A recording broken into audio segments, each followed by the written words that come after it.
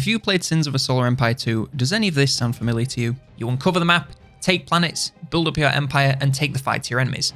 If only there was some sort of short and snappy name for games where you do this. Well, if you instead want to cut out about half of that and simply roam the map consuming everything you find in your path as you ravage the galaxy for resources, this build might be for you. Introducing the Planetless Empire build, where you don't bother to actually occupy and upgrade planets in any way, and instead simply harvest them for resources, leaving nothing behind but a useless chunk of floating space rock. Join me today as I walk you through every single thing you need to know to use this for yourself. Also, thanks to Stardock for sponsoring this video. Sins of a Solar Empire 2 is currently on sale as part of the Stardock Winter Sale, so if you've been looking to get into the series, there is no better time than right now. The expansion pass is bringing a bunch of new content starting early next year, so if you want to be ready, pick it up discounted while the sale lasts. First of all, let's lay out our end game goal for this build.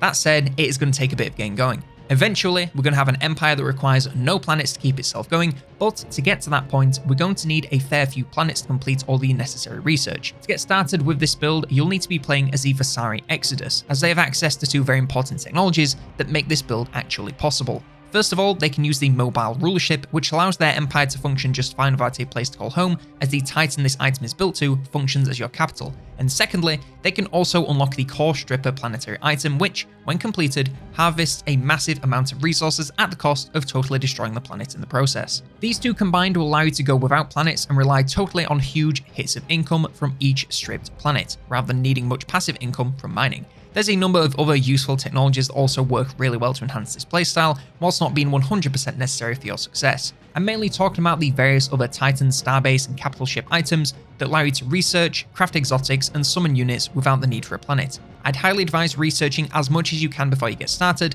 as it can be a little bit slow going and tricky to get research going again once you abandon all of your planets. That said, if you want the bare minimum to get you started, you'll need to get to tier 4 for both Empire and Warfare research, meaning you'll need at least 15 of each research points. This strategy also works best on maps where you start out quite isolated, so you can simply rush all this technology before taking the fight over empires and focus all of your resources on research rather than an early war. Titans of Simtar is a good option, or something like Ancient Gifts or Agamemnon's Bounty, where you have your own area you can use to build up your resources and complete research before heading out in search of conflict. So, the early game will actually be totally normal. Whilst you could, theoretically, possibly, maybe, I'm not entirely sure, complete all the necessary research from just your starting planet, it's going to be a heck of a lot easier to do so by just playing normally. We're going to aim to rapidly expand and take as many planets as we can to rush through the tech tree as fast as possible. That means we need lots of orbital slots and planet items that increase our technology level, alongside plenty of resource income to fund all this advanced technology. I would advise aiming to build up at least one major fleet that you can slot your Titan into to give yourself a good platform to leap from when you abandon all planets. You'll also want to be able to keep all of your planets until research is completed, so having a fleet or two around to help won't be such a bad idea. So do your normal expansion and funnel as many resources as you can afford into research points and pick up any techs you want for the late game whilst you wait. Of course, unlocking most ship types and increasing your max supply are no-brainers, but beyond this, you'll want to think about what you'll need once you have no planets. The bottom of the Empire tree has ship items for research and eventually resonance if you manage to get to tier 5, both of which are worth picking up for later. Warfare has a massive amount of unit stat buffs that are worth getting if you have the resources to spare, alongside the mobile fleet beacon allowing you to summon more troops without planets. Honestly, you can't go wrong with completing basically any research with the exception of anything to do with planets that goes beyond what you need to complete your required research. Once things kick off, these will all be obsolete, so try to avoid spending too much time and resources here if you can. If you're watching this video, you're probably familiar with how to increase research points, but just in case you're not, all planets can build empire and military labs in their orbital slots, and some planets will be able to build certain items to increase this too. The Vitra Weapons Lab can be built on Ferrous and Lava planets and nets you 3 points for warfare. The Severa Genetics Lab can be built on Ocean, Primordial, and Terran planets and nets you 3 points for Empire, and the Jitra Stasis Lab can be built on Crystal, Desert, and Arctic planets, nets you 2.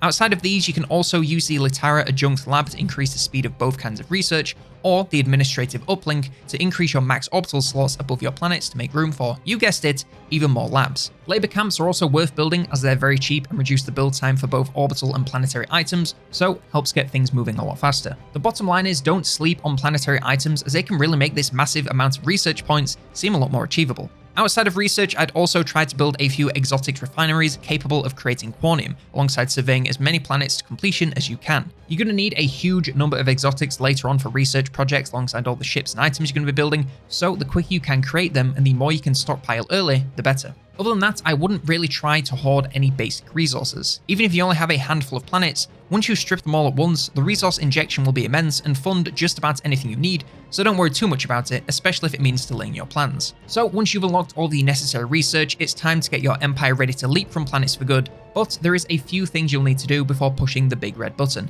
First of all, you'll obviously need your Titan and the mobile rulership item installed. Try to do this in any other item building in the same system as a small ship factory or a fabricator cruiser to speed things along whilst you still can. Whilst you'll likely have completed a lot of research in the process of unlocking core stripping and mobile rulership, there may be a few bits you'd like to get afterwards. So it's not a bad idea to build some mobile labs, which can either go into your Titan, capital ships, or star bases. Just note that the Titan item provides both kinds of science and is more space efficient, but is also taking up a Titan item slot, so choose which is worth it to you. You'll also want a mobile fleet beacon to summon new units, alongside at least one exotic refinery in your empire. You should be fine once you get into a roll of stripping planets, but you don't want to come to a grinding halt because you don't have enough of something. For both of these, it's the same item for everything, so can be built on star bases or capital ships to save space on the Titan. Also, speaking of star bases, if you want to set up some sort of base without a planet, you'll need to use the deployable starbase ship items to drop them where you need them. It's not a bad idea to always have at least one of these in your fleet at all times, so you can drop them down wherever required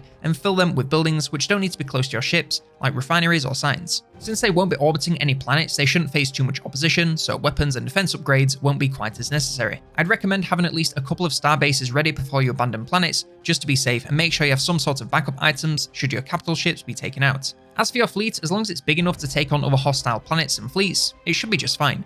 Obviously, build its power using the best units you can, and bring an increased number of capital ships to help distribute the load of all these items, and you should be golden. Also, make sure you have at least a couple of fabricator cruisers to build those items as quickly as possible, and you're off to the races. Okay, with all this out of the way, you're ready to abandon planets and strip the galaxy. The easiest way to get rid of all of your currently owned planets is from the planet drop-down, and from here you can build all of your core strippers and activate them once complete for a truly massive hit of resources, and from here, the fun begins. It is fairly straightforward from here, but use that obscene wealth to continually increase the power of your fleet so you can continue to capture more planets before immediately building core strippers to print resources. Now yes, this does mean you technically need to capture planets before building the stripper and ensuring it doesn't get conquered before the process is complete, but that is a small price to pay for this much power. This small period between capturing a planet and destroying it is where the deployable star bases will come in extra handy to, at the very least, delay any hostile fleets whilst you strip the planet as fast as you can. As for your fleet, in most games I'd advise building multiple fleets as it allows you to defend all sides of your territory, but you have no territory, so why not just make one giga fleet? Just as I said before, as long as you're using the best ships you can for each job and bring plenty of capital ships, it really doesn't matter. You'll need something that can colonize like the evacuator capital ship so you can capture planets as an absolute essential. Beyond that, I'd focus mainly on the carrier and siege capital ships. The carrier has several abilities to repair allied ships, which can be extremely useful as the ships are all you have, and the siege ships allow you to burst down enemy planets as quickly as possible to capture and strip them in no time. Outside of capital ships, a couple of fabricators for item building and reinforcement, plenty of penetrators and oppressors for high damage to everything, and a handful of destructors to take down planets even quicker. Toss in the tried and true missile spam with a bunch of assailants, and you can't go wrong. Now, I just said ships are all you have, and that is very true and incredibly important. You have no planets and only star bases outside of this fleet, but the single most important thing to remember is to keep the Titan alive. It carries the mobile ruleship item, so if it gets taken down, you will lose the game.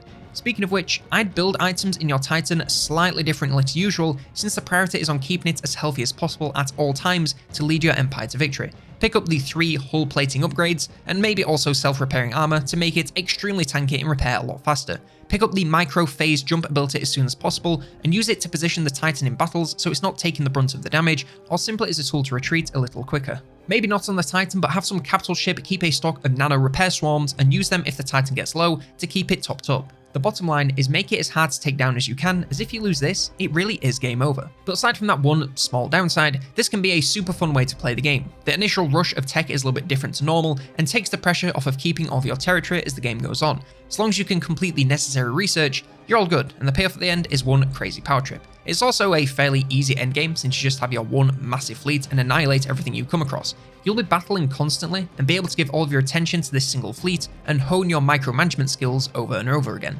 Just keep moving, stripping, and maxing out your fleet supply, and you should have a blast and get the win in no time. And that's everything there is to know about the Planetless build in Sins of a Solar Empire 2. One last thank you to Stardock for sponsoring the video. Be sure to check out Sins during the winter sale if you want to test out this build for yourself. Like, subscribe, and if you want more Sins of a Solar Empire 2 videos, then check out this one, all about fleet management.